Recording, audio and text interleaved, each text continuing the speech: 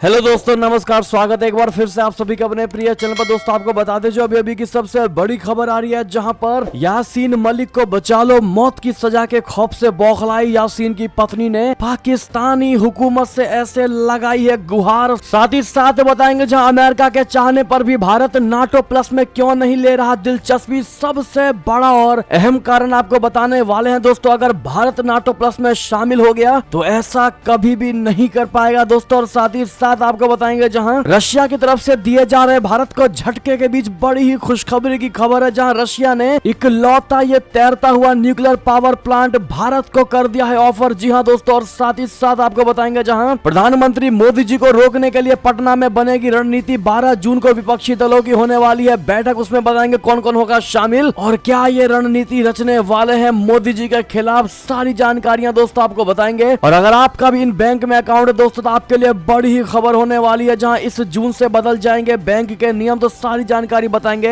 बने रहेगा वीडियो के अंत तक। और अभी खबरों में आगे बढ़ने से पहले हमेशा की तरह अपने भारत देश, भारतीय सेना और भारत के विदेश नीति का दिल से समर्थन करते हैं तो वीडियो को अभी कर दीजिए लाइक, चैनल कर दीजिए सब्सक्राइब, बेल आइकन दबाइए, साथ ही कमेंट बॉक्स में लिख दीजिएगा जय हिंद। जी हाँ, तो बात करते हैं पहली बड़ी खबर की, जहां पर यासीन मलिक की मौत की सजा से बौखलाई पत्नी ने पाकिस्तानी हुकूमत से ऐसे लगाई गुहार। कहा यासीन मलिक को बचा लो पाकिस्तान। जी हां, जम्मू कश्मीर में आतंकवाद अलगाववाद का चेहरा रहा यासीन मलिक उम्र कैद की सजा भुगत रहा है। यहाँ उसे मौत की सजा भी दी जा सकती है। उसे बचाने के लिए उसकी पत्नी एड़ी चोटी का जोर लगा रही है। बता दें कि यासीन मलिक की पत्नी पाकिस्तान की रहने वाली है, उसका नाम मुशाल हुसैन है। मुशाल हुसैन ने अपने शौहर यासीन मलिक को बचाने के लिए पाकिस्तानी सरकार से गुहार लगाई है। मुशाल मलिक ने दावा किया है कि भारत में उसके शौहर यानी यासीन मलिक को फांसी दी जा सकती है। उसका कहना है कि इंडिया की जेल में दी गई यातनाओं के कारण यासीन की तबीयत काफी खराब रहती है। बता दें कि मुशाल मलिक पाकिस्तान में पीस एंड कल्चर ऑर्गेनाइजेशन के अध्यक्ष है। उसने लाहौर के जिन्ना हाउस में मीडिया के समक्ष अपने शौहर के बारे में बात की है, जहां उसने कहा है कि इंडिया की एजेंसी एनआईए ने मेरे शौहर को मौत की सजा देने की मांग की है। मुशाल मलिक ने कहा कि मैं पाकिस्तानी हुकूमत से अपील करती हूं कि मेरे शौहर को बचाने के लिए आगे आए। यासीन मलिक इंडिया में फांसी दी जा सकती है। मुशाल ने कहा कि इंडिया में ह्यूमन राइट्स वायलेशन हो रहा है, मुस्लिमों पर जुल्म ढाए जा रहे हैं। मुशाल ने इस दौरान भारतीय प्रधानमंत्री का नाम लेकर गीदड़ भभकी दी थी। उसने कहा कि मैं इंडिया के वजीर आजम मोदी को बताना चाहती हूं कि कोई भी कश्मीरी मौत से नहीं डरता। मुशाल बोली कि मेरा शौहर यासीन मलिक केवल एक इंसान ही नहीं बल्कि एक आंदोलन का नाम है। जी हाँ दोस्तों, आपको बता दें कि यासीन मलिक को पिछले साल 25 मई को एनआईए कोर्ट ने टेरर फंडिंग केस में उम्र कैद की सजा सुनाई थी। यासीन उन 5 आतंकवादियों में से एक है जिन्होंने 1989 में कश्मीर की आजादी के लिए अभियान शुरू किया था। ऐसे में आज यासीन मलिक पर सुनवाई होने वाली है। जी हां, दिल्ली हाईकोर्ट कश्मीरी अलगाववादी नेता यासीन मलिक की फांसी की सजा की मांग वाली एनआईए की याचिका पर आज सुनवाई करेगा। जस्टिस सिद्धार्थ मृदुल और यशवंत सिंह की बेंच सोमवार सुबह 10:30 बजे से इस मामले की सुनवाई कर रही होगी। और यासीन मलिक वर्तमान में यूएपीए के तहत टेरर फंडिंग और देश के खिलाफ युद्ध छेड़ने से जुड़े एक मामले में आजीवन कारावास की सजा भी काट रहा है। साथ ही साथ दोस्तों, जिस प्रकार से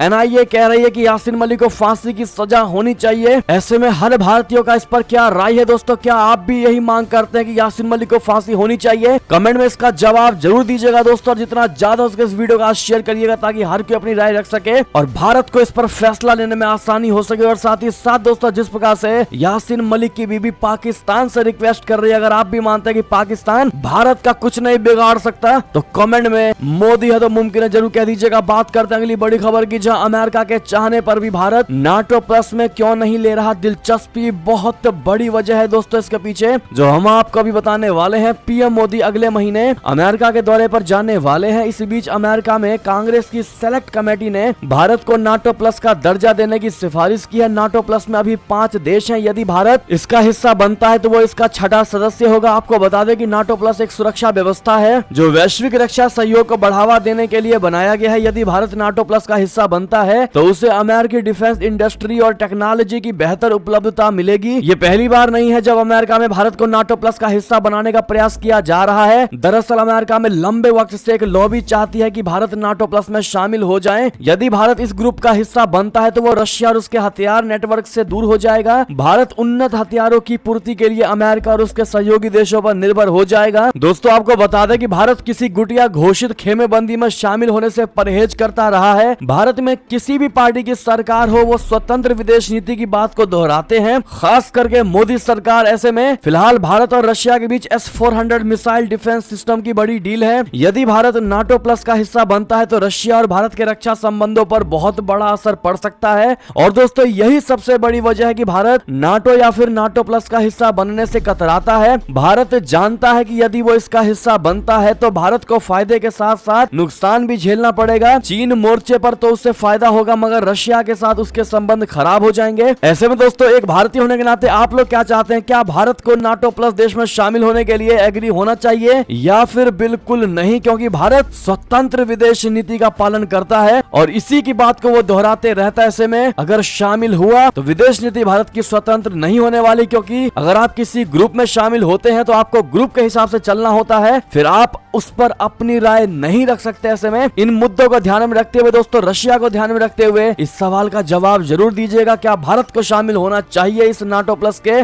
गुट में, हाँ या ना? साथ ही साथ दोस्तों वीडियो को लाइक जरूर कर दीजिएगा। अगली खबर की बात करते हैं, जहां भारत को देते झटके के बीच रशिया ने दिया भारत को बहुत बड़ा ऑफर। दुनिया का इकलौता तैरता हुआ न्यूक्लियर पावर प्लांट का बड़ा ऑफर। जी हाँ, यूक्रेन में जारी युद्ध के बीच रशिया ने अपने तैरने वाले न्यूक्लियर पावर प्लांट को भारत समेत मित्र देशों को ऑफर किया है। रशिया की सरकारी स्वामित्व वाली कंपनी रोसाटोम ने कहा है कि वो मित्र देशों के साथ फ्लोटिंग परमाणु ऊर्जा संयंत्र बोले तो FNPP के अपनी तकनीक साझा करने के लिए तैयार है। इससे दूर दराज के इलाकों में 24 घंटे बिजली की आपूर्ति की जा सकती है। फ्लोटिंग पावर यूनिट का नाम एक रूसी वैज्ञानिक मिखाइल लोमोनोसोव के नाम पर एकेडमिक लोमोनोसोव रखा गया है। ये रशिया के सबसे उत्तरी शहर पेवेक में स्थित है। इस पावर प्लांट का संचालन रोसाटोम करती है। पेवेक चुकोटका क्षेत्र में आर्कटिक बंदरगाह शहर है। इस शहर की कुल आबादी 5000 है, जो अपने समृद्ध खनिज भंडार के लिए जाना जाता है। सर्दियों में इस क्षेत्र में तापमान लगभग -24 डिग्री सेल्सियस तक गिर जाता है। इस पावर प्लांट का संचालन रोसाटोम करती है। जी हाँ,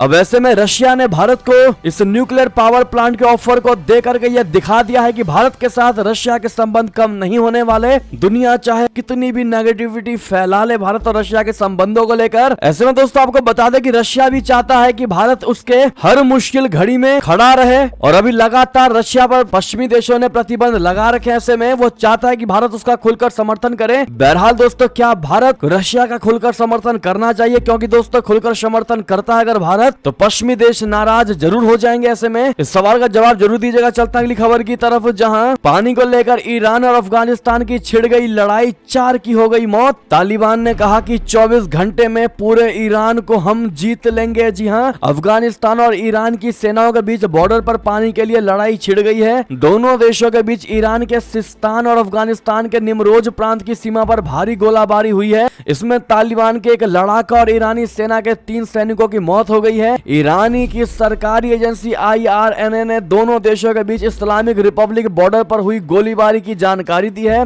IRNA ने तालिबानी को पहले गोलाबारी शुरू करने का जिम्मेदार ठहराया, तो वहीं तालिबान के मुताबिक इस जंग की शुरुआत ईरान ने की थी। ट्विटर पर तालिबानी कमांडर अब्दुल हामिद खोरासानी का एक वीडियो शेयर किया गया है। हामिद वीडियो में स्थानीय भाषा में कह रहा है कि जिस उत्साह के साथ वे अमेरिकियों के खिलाफ लड़े थे, उससे कहीं ज्यादा जोश के साथ वे ईरान के खिलाफ लड़ेंगे और पूरे ईरान को 24 घंटे के अंदर चाहे तो जीत सकते हैं। ऐसे में चलते हैं दोस्तों अगली बड़ी खबर की तरफ, जहां इमरान खान रच रहे देश के खिलाफ बड़ी साजिश। फोन कॉल से हुआ बड़ा खुलासा। पाकिस्तान के गृह मंत्री सनाउल्लाह का सबसे बड़ा दावा। जी हां, पाकिस्तान के गृह मंत्री राणा सनाउल्लाह ने पाकिस्तानी तहरीक इंसाफ पार्टी के नेता और पूर्व प्रधानमंत्री इमरान खान पर बड़ा आरोप लगाया है। इसमें दावा किया गया है कि खुफिया एजेंसियों ने एक फोन कॉल के जरिए एक बातचीत को ट्रेस किया है। इससे पता चला है कि इमरान खान की पार्टी कानून प्रवर्तन अधिकारियों को बदनाम करने की साजिश रच रही है। सनाउल्लाह ने शनिवार रात जल्दबाजी में एक प्रेस कॉन्फ्रेंस बुलाई। इसमें उन्होंने आरोप लगाया कि इस कदम का उद्देश्य कानून प्रवर्तन एजेंसियों को अपराध में झूठा फंसाना और बाद में इस मुद्दे को अंतर्राष्ट्रीय स्तर पर उठाना था। गृह मंत्री ने दावा किया कि देश की एजेंसियों ने PTI नेता इमरान खान के घर फर्जी छापेमारी और बलात्कार की साजिश रचने सहित कई साजिशों का खुलासा करने वाली बातचीत को पकड़ा है। तो वहीं पाकिस्तान तहरीक इंसाफ के अध्यक्ष इमरान खान ने रविवार को सनाउल्लाह सनाउल्लाह पर पलटवार करते हुए कहा है कि सनाउल्लाह साफ तौर पर मीडिया में आने वाली डरावनी कहानियों को छिपाने की कोशिश कर रहे हैं। इमरान खान ने ट्वीट किया कि अगर जेलों में महिलाओं के साथ दुर्व्यवहार के बारे में कोई संदेह था तो इस प्रमाणित अपराधी की इस प्रेस कॉन्फ्रेंस से ऐसे सभी संदेह दूर हो जाने चाहिए। इतना ही नहीं दोस्तों, पाकिस्तान सरकार ने इमरान खान से बातचीत का प्रस्ताव भी ठुकरा दिया और कह दिया है कि आतंकियों से बातचीत नहीं की जाती, नेताओं से होती है बात। जी हाँ, यानी इमरान खान को आतंकी बताया गया है। पाकिस्तान के सत्तारूढ़ गठबंधन ने पूर्व प्रधानमंत्री इमरान खान के बातचीत के प्रस्ताव को खारिज कर दिया है। साथ ही ये कहा है कि बातचीत आतंकवादियों से नहीं बल्कि राजनेताओं से होती है। मीडिया रिपोर्ट्स में कहा गया है कि सरकार ने यह भी कहा है कि पाकिस्तानी तहरीक इंसाफ प्रमुख इमरान खान राष्ट्रीय सुलह अध्यादेश की मांग कर रहे हैं। दरअसल इमरान ने सरकार के साथ बातचीत करने के लिए एक 7 सदस्यीय टीम का गठन किया था और इस बातचीत का मकसद आम चुनाव की तारीख पर आम सहमति बनाना था। साथ ही साथ दोस्तों अगली बड़ी खबर आपको बता दें, जहां रशिया ने क्रेमलिन पर हमले का ले लिया बड़ा बदला। कीव दिवस से पहले ही यूक्रेन पर कर दिया सबसे बड़ा ड्रोन अटैक। जी हां, कीव दिवस के आयोजन की तैयारियों के बीच रविवार तड़के यूक्रेन की राजधानी युद्ध की शुरुआत के बाद से सबसे बड़े ड्रोन हमले का शिकार हुई। जी हां, हमले में कम से कम एक व्यक्ति मारा गया। स्थानीय अधिकारियों ने यह जानकारी दी है। इसे रूसी राष्ट्रपति कार्यालय क्रेमलिन पर हुए ड्रोन हमले का जवाब माना जा रहा है। मई की शुरुआत में यूक्रेनी ड्रोन ने रूसी विक्ट्री डे से ठीक पहले क्रेमलिन पर हमला किया था। यूक्रेन के वरिष्ठ सैन्य अधिकारी सेर्पी पोपिको ने कहा कि रशिया ने शनिवार रात ईरान निर्मित शहीद ड्रोन से शहर पर सबसे बड़ा हमला किया। ये हमला 5 घंटे से अधिक समय तक जारी रहा, जिस दौरान यूक्रेन की हवाई रक्षा प्रणाली ने कथित तौर पर 40 से अधिक ड्रोन को नष्ट कर दिया। पूर्वोत्तर के खार्किव प्रांत में क्षेत्रीय गवर्नर ओले शिनिहुब ने कहा कि 2 अलग अलग हमलों में 61 वर्षीय एक महिला और 60 वर्षीय एक व्यक्ति की मौत हो गई है। दोस्तों आपको बता दें, इस हमले के बाद महायुद्ध को और भड़काएंगे पुतिन। कीव का बड़ा दावा कि परमाणु ऊर्जा स्टेशन पर हमले की योजना बना रहा है रशिया। जी हां, रशिया और यूक्रेन के बीच महायुद्ध थमने का नाम ही नहीं ले रहा। इस बीच कीव के रक्षा खुफिया विभाग ने दावा किया है कि रूसी सेना युद्ध को और ज्यादा भड़का सकती है। यूक्रेन की जवाबी कार्रवाई को कमजोर करने के लिए पुतिन ने परमाणु ऊर्जा संयंत्रों पर हमले की योजना बनाई है। यूक्रेन की रक्षा खुफिया ने दावा किया है कि रशिया जापोरिजिया में अपने नियंत्रण में एक परमाणु ऊर्जा संयंत्र में बड़े पैमाने पर उकसावे की साजिश रच रहा है। कीव ने कहा कि क्रेमलिन यूक्रेन की जवाबी कार्रवाई को बाधित करने का लक्ष्य बना रहा है और रूसी सेना यूरोप के सबसे बड़े परमाणु ऊर्जा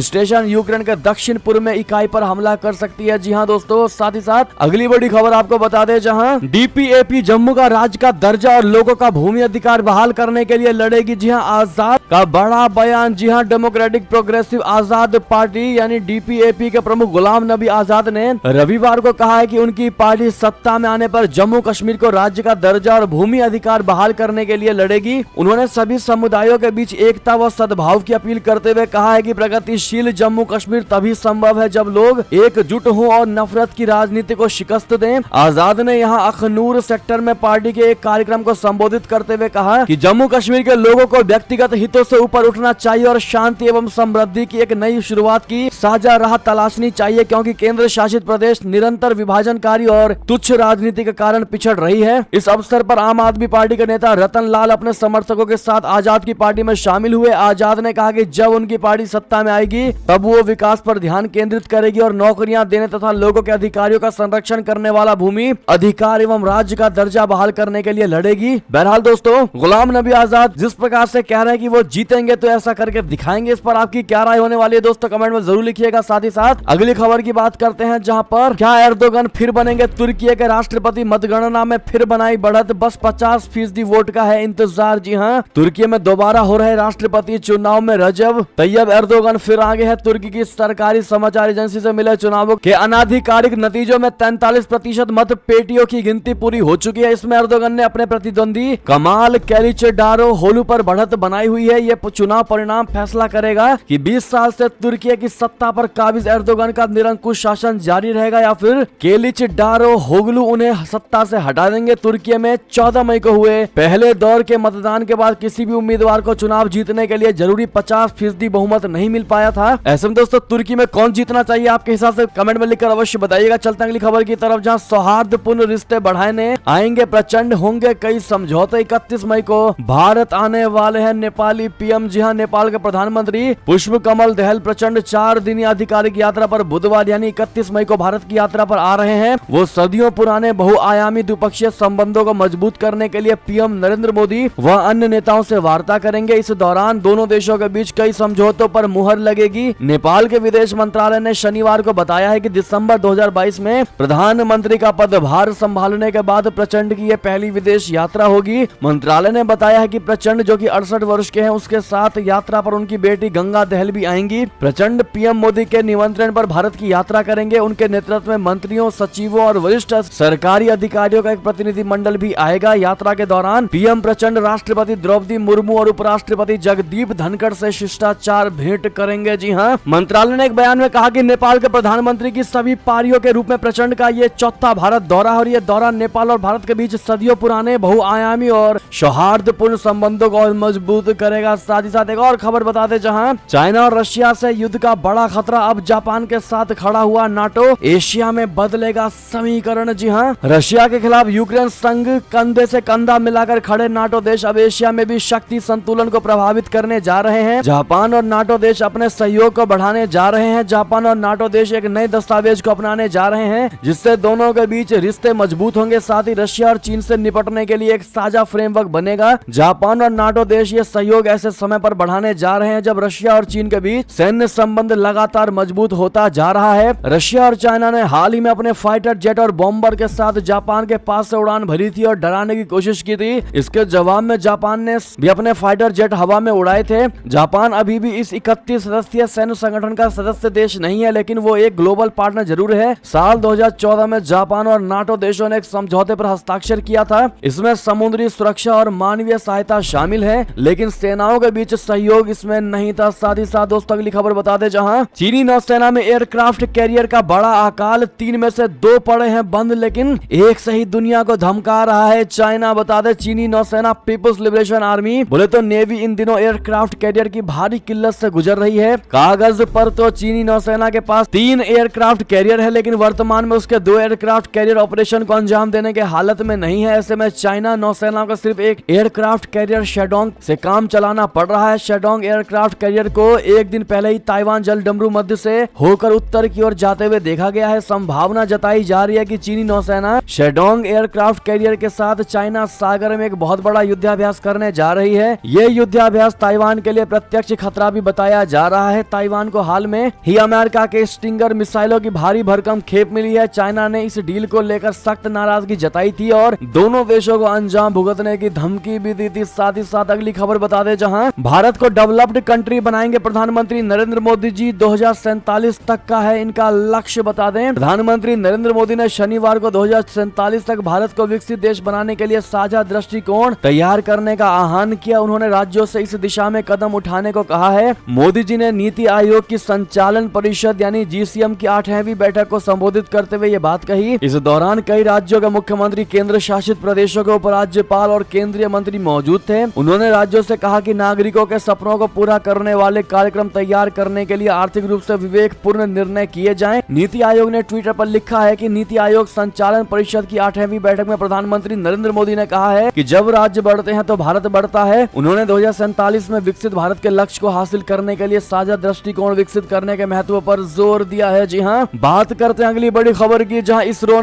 फिर रचने जा रहा इतिहास। आज लॉन्च होगी NVS-01 सैटेलाइट, उल्टी गिनती शुरू। जी हाँ, भारतीय अंतरिक्ष अनुसंधान संगठन के वैज्ञानिकों ने 29 मई बोले तो आज के दिन यहाँ भूस्थिर उपग्रह प्रक्षेपण यान यानी GSLV के जरिए एक नौवहन उपग्रह को प्रक्षेपित किए जाने की 27.5 घंटे की उल्टी गिनती रविवार को ही शुरू कर दी थी। अंतरिक्ष एजेंसी ने दूसरी पीढ़ी की नौवहन उपग्रह श्रृंखला के प्रक्षेपण की योजना बनाई है, जो नाविक बोले तो भारत की स्वदेशी नौवहन प्रणाली सेवाओं की निरंतरता सुनिश्चित करेगी। ऐसे में इसरो को इसके लिए आप लोग ऑल द बेस्ट जरूर कह दीजिएगा। साथ ही साथ अगली खबर की बात करते हैं, जहां नए संसद भवन का हुआ उद्घाटन। मोदी मोदी जय श्री राम और हर हर महादेव के गूंजे नारे। जी हाँ, नए संसद भवन के उद्घाटन के बाद लोकसभा में आयोजित समारोह में रविवार को प्रधानमंत्री नरेंद्र मोदी के प्रवेश करने से पहले ही पूरा कक्ष तालियों की गड़गड़ाहट के साथ ही मोदी मोदी भारत माता की जय और जय श्री राम और हर हर महादेव के नारों से गूंज उठा। प्रवेश द्वार से मोदी के आगमन से लेकर लोकसभा अध्यक्ष ओम बिरला और राज्यसभा के सभापति हरिवंश के साथ मंच पर उनके पहुंचने तथा समारोह की औपचारिक